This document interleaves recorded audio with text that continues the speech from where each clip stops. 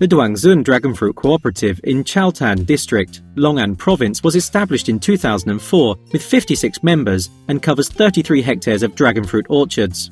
It is a member of the Tien River Gap cluster,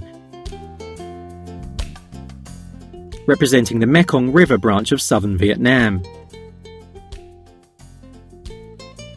The GAP, or Good Agricultural Practices Cluster,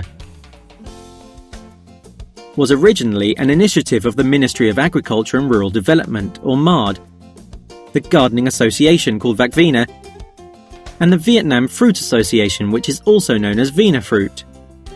The GAP cluster represents 4 interest groups: the production industry, the trading sector, scientific or technical interests, and management, all working under the supervision of a steering committee.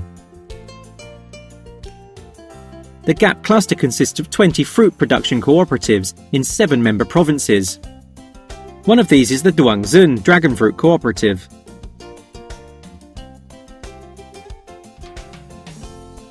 The duanzun cooperative has a 3-person steering board made up of a chairman, a vice-chairman responsible for production, and an officer responsible for marketing.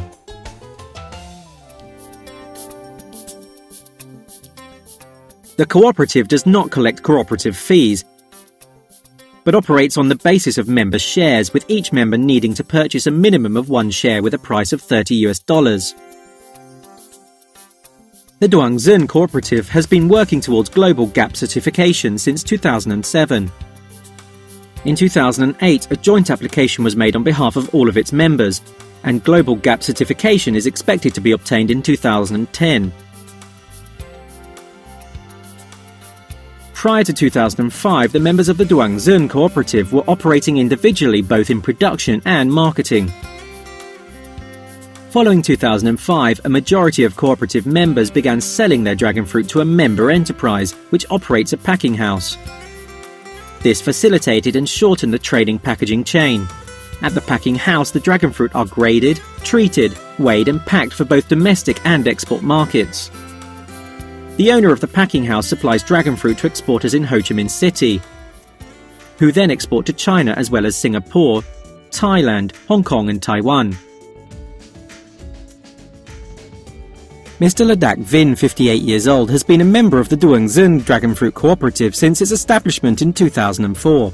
He is now a steering committee member of the cooperative as well as head of the duanzun cooperative GAP group.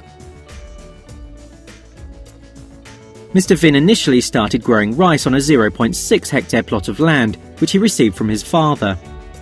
After buying an additional 0.2 hectares in 1977, he set up his present dragon fruit orchard. At the time, dragon fruit production was new in the area. Dragon fruit producers were mainly rice farmers who found their income insufficient and made the transition into dragon fruit production. There was considerable risk associated with this decision to change from subsistence to cash crops. Initially, Mr. Vin learned dragon fruit growing practices from established producers in his village. Eventually, he had the opportunity to go to Binh Thuan province, the dragon fruit growing centre of Vietnam. There he gained considerable knowledge and experience, which he then passed on to other members of the GAP group. In the process, he came to be considered a dragon fruit production expert and was invited to present his experiences to farmers both within and outside the Long An province.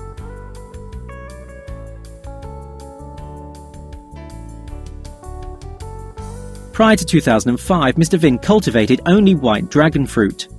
However, in 2003, he participated in a red dragon fruit breeding program organised by the Southern Fruit Research Institute, or SOFRI, and experimented with growing red dragon fruit.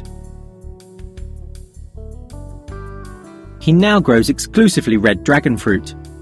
It grows very well on his soil and generates profits higher than white dragon fruit.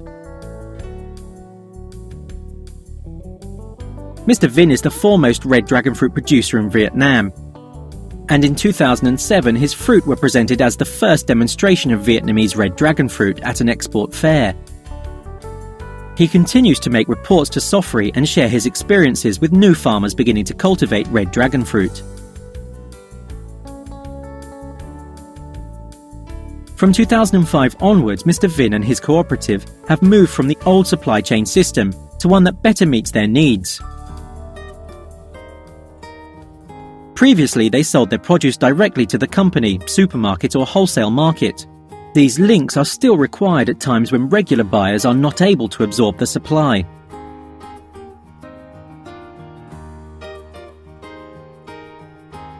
Presently, the cooperative hires cars to transport the fruit to the buyers. By engaging with the market directly, however, the cooperative is able to gain greater information about market prices, transaction costs, as well as opportunities to identify new partners. This additional knowledge empowers them to negotiate more assertively with partners. They are also now able to obtain international market information as well, something that previously would have been impossible. In the end, Mr. Vin and the cooperative are able to produce high-quality dragon fruit with lower production and transaction costs than previously, and most importantly are able to sell at competitive prices. The average annual yield over the last 3 years for Mr. Vin's 0.8 hectare orchard is 20,000 kilograms. He spends about 16 to 19 US cents in production costs for each 1 kilogram of dragon fruit. The highest cost is the electricity used for flowering stimulation, which makes up 50 to 60% of total production costs. His gross annual income from the 0.8 hectares of dragon fruit farm is $5,000 per year. Subtracting the annual $3,125 spent in production costs, Mr. Vin sees a net profit of $1,875 per year.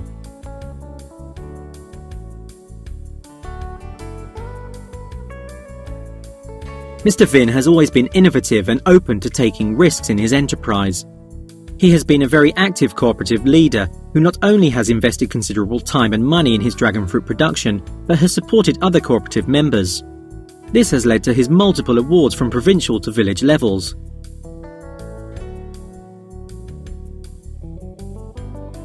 With regards to the Duanzun cooperative, its ability to position itself within broader cooperative networks such as the GAP cluster have helped raise production and marketing standards and leverage multiple sources of support. It has also helped the cooperative to maintain most aspects of the market chain in-house, for example the cooperative member-owned packing house. Finally, both Mr. Vin and the cooperative have been very open to cooperating and receiving new technology from research institutes such as SOFRI.